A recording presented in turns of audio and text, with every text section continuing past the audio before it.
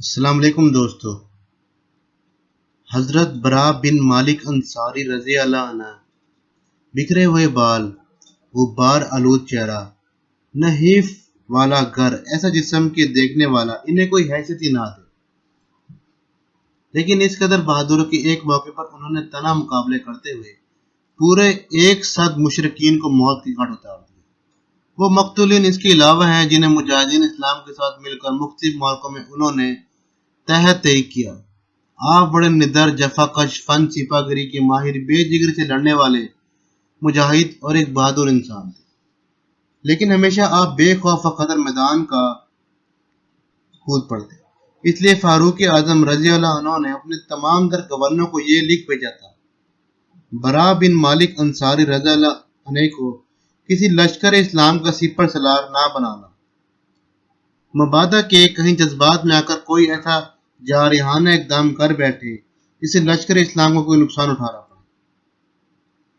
حضرت برا بن مالک انصاری رضی اللہ عنہ خادم رسول صلی اللہ علیہ وآلہ وسلم حضرت انس بن مالک انصاری رضی اللہ عنہ کے بھائی تھے۔ اگر میں حضرت برا بن مالک انصاری رضی اللہ عنہ کی بہادری کے داستان سنانے لگوں تو بات اتنی طویل ہو جائے کہ ان صفحات کو سما نہ سکے، اس لیے میں آپ کے سامنے ان کی بہادری کا صرف ایک واقعہ بیان کرتا ہوں جو آپ کو دوسرے حیرت انگیز واقعات کی خود بخود نشاندہی کر دے گا۔ اس داستان کا آغاز یوں ہوتا ہے کہ جب نبی اکرم صلی اللہ علیہ وآلہ وسلم کی وفات حسرت آیات کا واقعہ پیش آیا تو کمزور ایمان والے لوگ دین سے منحرف ہونے شروع ہو گئے۔ جس تیز رفتاری سے انہوں نے دین قبول کیا تھا، اسی رفتار سے وہ دین اسلام کو چھوڑنے لگے۔ نوبت بائیں جا رسید کے مدینہ، طائف اور چند دیگر علاقوں کے وہی لوگ دار اسلام میں رہے جنہیں اللہ سبحانہ تعالیٰ نے پختہ ایمان نصیب فرما دیا تھا۔ حضرت صدیق اکبر رضی اللہ عنہ نے اس ہولناک فتنے کو دبانے کے لیے انتہائی عظمت اور بہادری کا ثبوت دیا۔ فتنہ انگیزی کرنے والوں کے سامنے پہاڑ بن کر کھڑے ہو گئے۔ آپ نے مہاجرین و انصار کے 11 لشکر تیار کیے اور ہر لشکر کے لیے ایک پرچم تیار کیا گیا اور تمام لشکروں کو جزیرہ عرب میں چاروں طرف اسلامی پرچم دے کر روانہ کر دیا تاکہ وہ مرتدین کو راہ راست پر لائیں اور انہیں حق بات سمجھانے کے لیے ہر حربہ استعمال کریں۔ اگر نرمی کارگر ثابت نہ ہو تو بزور شمشیر اسلام کی حقانیت ان کے دلوں میں بٹھائیں۔ صورتحال یہ تھی کہ جملہ مرتدین سے مسلمہ کذاب کا قبیلہ بنو حنیفہ جنگ وجدل کے اعتبار سے انتہائی طاقتور اور تعداد کے اعتبار سے بہت زیادہ تھا۔ مسلمہ کذاب کی قوم اور اس کے حلیفوں میں سے 40,000 تجربہ کار جنگجو ایک جمع ہو گئے۔ ان میں اکثریت نے مسلمہ کذاب کی پیروی محض قومی عصبیت کی بنا پر کی۔ ان میں سے ایک شخص تو یہ بات کہتا ابھی بھی سنا گیا: میں صمیم دل سے اقرار کرتا ہوں کہ مسلمہ کذاب جھوٹا ہے اور محمد صلی اللہ علیہ وآلہ وسلم سچے ہیں۔ لیکن ربیہ قبیلہ کا جھوٹا شخص ہمیں مضر قبیلے کی سچے سے زیادہ عزیز ہے۔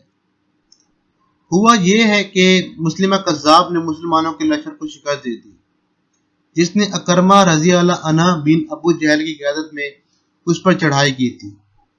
اس لشکر کو مجبوراً پیچھے ہٹنا پڑا۔ اس کے بعد حضرت صدیق اکبر رضی اللہ عنہ نے دوسرا لشکر حضرت خالد بن ولید رضی اللہ عنہ کی قیادت میں روانہ کیا۔ یہ لشکر اسلام، انصار و مہاجرین کے تجربہ کار مجاہدین پر مشتمل تھا۔ ان روشن چہروں میں حضرت برا بن مالک انصاری رضی اللہ عنہ بھی تھے۔ علاقہ نجد کے ایک مرکزی مقام یمامہ میں ان دونوں لشکروں کا آمنا سامنا ہوا۔ تھوڑی ہی دیر میں مسلمہ کذاب اور اس کی فوج کا پلڑا بھاری ہوا۔ مسلمانوں کے قدم اکھڑ گئے اور وہ اپنے مورچوں سے پیچھے ہٹنے لگے۔ نوبت یہاں تک پہنچ گئی کہ مسلمہ کے ساتھی حضرت خالد بن ولید رضی اللہ عنہ کے خیمے میں داخل ہو گئے۔ خیمے کی رسیاں کاٹ دی۔ قریب تھا کہ وہ آپ کی زوجہ محترمہ کو قتل کر دیتے، لیکن ان میں سے ایک شخص نے انہیں ایسا کرنے سے منع کر دیا۔ اس موقع پر مسلمانوں نے شدید خطرہ محسوس کیا اور انہیں یہ معلوم ہو گیا کہ اگر مسلمہ کذاب سے مقابلے میں وہ شکست کھا گئے تو پھر آج کے بعد اسلام کی سربلندی کے لیے کوئی بھی سر نہ اٹھا سکے گا اور جزیرہ عرب میں اللہ سبحانہ و تعالیٰ کی عبادت کرنے والا کوئی نہ ہوگا۔ حضرت خالد بن ولید رضی اللہ عنہ نے پوری طور پر اپنے لشکر کو اثر نو منظم کیا، مہاجرین و انصار کی الگ الگ گروپ بندی کی اور پھر ہر خاندان کا الگ الگ گروپ بنا کر اس کی قیادت انہی میں سے ایک فرد کے سپرد کر دی، تاکہ معرکہ رائے میں ہر فریق کی کارکردگی معلوم کی جا سکے اور اس کا اندازہ لگایا جا سکے کہ لشکر میں کمزوری کہاں پائی جاتی ہے۔ دونوں فوجوں کے درمیان ایسی تباہ کن اور ہولناک لڑائی شروع ہوئی کہ جس کی مثال پہلی جنگوں میں نہیں ملتی۔ مسلمہ قذاب کی فوج میدان جنگ میں جم کر لڑی اور اس کی اس پرواہ نہ تھی کہ فوجوں کی کثیر تعداد تحت تیغ ہو رہی ہے۔ مسلمان فوج نے اس مقام پر بہادری کی ایسے جوہر دکھائے کہ اگر انہیں اکٹھا کر دیا جائے تو ایک دلچسپ داستان جہاد مرتب ہو جائے۔ انصار کے علم بردار حضرت ثابت بن قیس رضی اللہ عنہ نے اس طرح کیا کہ اپنے بدن کو خوشبو لگا کر کفن پہن لیا اور نس پندلیوں تک ایک گڑھا کھود کر اس میں جم کر کھڑے ہو گئے تاکہ پرچم اسلام کو تا دم آخر لہراتے رہے، یہاں تک کہ انہوں نے جام شہادت نوش کر لی۔ حضرت عمر بن خطاب رضی اللہ عنہ کے حقیقی بھائی جناب زید بن خطاب رضی اللہ عنہ بلند آواز سے کہتے ہیں، لوگو جم کر دشمن کا مقابلہ کرو، مقابلے میں آنے والے کو پسپا کر دو۔ لوگو اللہ کی قسم میں آج اس بات کے علاوہ کوئی اور بات تم سے نہیں کروں گا یہاں تک کہ مسلمہ کذاب شکست کھا جائے یا میں بذات خود اللہ تعالیٰ کی راہ میں شہید ہو کر اپنی شہادت کو اللہ تعالیٰ کے حضور بطور حجت پیش کر دوں۔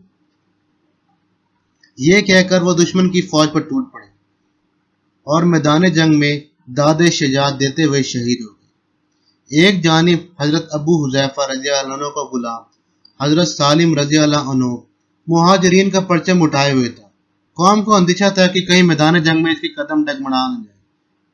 بعض مجاہدین نے تو اس بات کا اظہار بھی کر دیا کہ اے سالم رضی اللہ عنہ، ہمیں اندیشہ ہے کہ میدان میں اگر دشمن کی جانب سے کوئی ہم پہ مصیبت نازل ہوئی تو وہ آپ کی طرف سے ہوگی۔ انہوں نے فرمایا آپ فکر نہ کریں، میں انشاءاللہ قطعاً کمزوری نہیں دکھاؤں گا، میں اپنی طرف سے انتہائی ذمہ داری کا ثبوت دوں گا۔ پھر انہوں نے بڑی بہادری سے دشمنوں پر حملہ کیا اور میدان کا کارزار میں لڑتے ہوئے شہید ہو گئے۔ لیکن شجاعت کے یہ تمام واقعات حضرت برا بن مالک انصاری رضی اللہ عنہ کے شجاعت کے سامنے معمولی ہوتے ہیں۔ حضرت خالد بن ولید رضی اللہ عنہ نے جب یہ دیکھا کہ لڑائی بڑی خطرناک صورتحال اختیار کر چکی ہے تو حضرت برا بن مالک انصاری رضی اللہ عنہ کی طرف دیکھ کر ارشاد فرمایا، اے نوجوان انصار، قوم کی مدد کے لیے آگے بڑھو۔ تو حضرت برا رضی اللہ عنہ نے قوم کی طرف متوجہ ہو کر ارشاد فرمایا، تم میں سے کوئی بھی اب مدینے واپس جانے کی نہ سوچے، یوں سمجھو کہ آج سے تمہارے لیے مدینہ ختم، بس اب تمہارے لیے ایک اللہ اور جنت ہے۔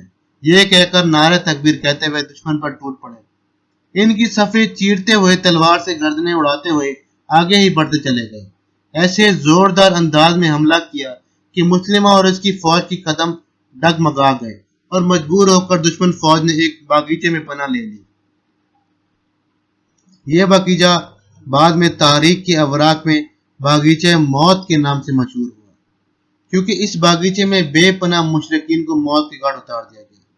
چونکہ دشمن نے باغ میں داخل ہو کر باغ کا دروازہ بند کر لیا تھا اور بظاہر ان سے مقابلے کی کوئی صورت نظر نہیں آ رہی تھی، اس موقع پر حضرت برا بن مالک رضی اللہ عنہ نے بڑی تیزی اور احتیاط سے ایک ڈھال پہ بیٹھ گئے اور ساتھیوں نے 10 نیزوں کے زور سے بڑے ہی ماہرانہ انداز میں اس ڈھال کو اچھال کر باغ کے اندر پھینک دیا۔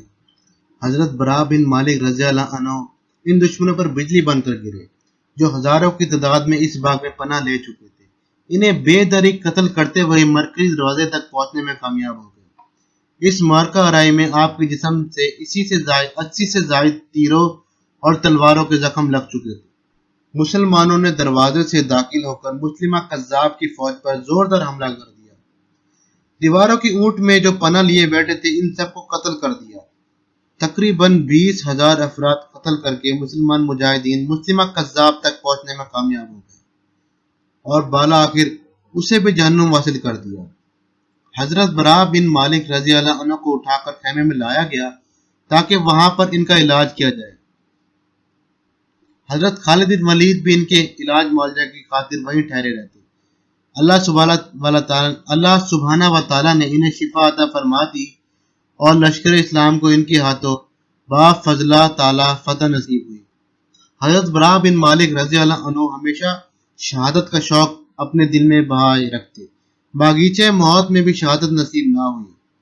وہ یکے بعد دیگرے جنگوں میں شریک ہوتے رہے تاکہ شہادت کا شرف حاصل کر سکے، جو ان کی سب سے بڑی دلی تمنا تھی۔ یہاں تک کہ سرزمین فارس میں جنگ تستر لڑی گئی، فارسی فوج ایک مضبوط ترین قلعے میں محفوظ ہو گئی۔ مسلمان فوج نے ان کا محاصرہ کر لیا، ان کے گرد ایسا گھیرا ڈالا جیسے کہ کندن کلائے کے گرد گھیرا ڈالے ہوتا ہے۔ یہ محاصرہ طویل عرصے تک جاری رہا، یہاں تک کہ فارسی فوج بری طرح مصیبت میں مبتلا ہو گئی۔ تو انہوں نے محاصرہ توڑنے کے لیے ایک ترکیب سوچی، اور وہ یہ کہہ کہ لوہے کی زنجیروں کو بڑی احتیاط سے قلعے کی دیوار کے اوپر سے نیچے اتار دیا۔ ان زنجیروں کے ساتھ لوہے کی کنڈیاں گرم کر کے لگائی گئی تھی جو انگاروں کی طرح دہک رہی تھی، تاکہ وہ قلعے کی دیوار کے ساتھ بیٹھے ہوئے مسلمان مجاہدین کے جسموں میں پیوست ہو جائیں اور انہیں زندہ یا مردہ حالت میں اوپر اٹھایا جائے۔ ان میں سے ایک کنڈی حضرت براء بن مالک رضی اللہ عنہ کے بھائی حضرت انس بن مالک رضی اللہ عنہ کے جسم میں پیوست ہو گئی۔ دشمن تیزی سے انہیں اوپر اٹھانے لگے۔ حضرت براء نے تیزی سے جست لگائی اور اس زنجیر کو قابو کر لیا، اور جو ان کے بھائی کو اٹھا کے لے کے جا رہے تھے، کنڈی کو ان کے جسم سے نکالنے کی کوشش کی۔ اس کوشش میں ان کا ہاتھ بھی جلس گیا، لیکن انہوں نے اس کی کوئی پرواہ نہ کی۔ بالآخر ان کی محنت کارگر ثابت ہوئی، بڑی جفا کشی سے اپنے بھائی کو اس مصیبت سے چھڑوانے میں کامیاب ہو گئے۔ اس کشمکش میں ان کا ہاتھ بری طرح متاثر ہو چکا تھا۔ اس مارکہ رائے میں حضرت براء بن مالک انصاری نے اللہ سبحانہ و تعالیٰ سے شہادت کی التجا کی۔ اللہ تعالیٰ نے آپ کی دعا قبول کر لی اور آپ دیدار الہی کا شوق دل میں لیے جام شہادت نوش کر گئے۔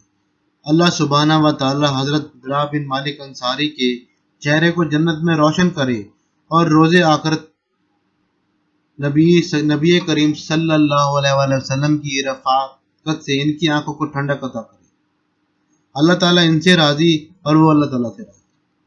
تو دوستو ویڈیو تھوڑی لمبی ہو گئی تھی۔ اگر آپ کو میری ویڈیو پسند آئی ہے، میرے چینل عارش بھائی کو سبسکرائب کر دیں اور اس ویڈیو کو لائک اینڈ شیئر کر دیں۔ اپنا خیال رکھیے گا۔ اللہ حافظ۔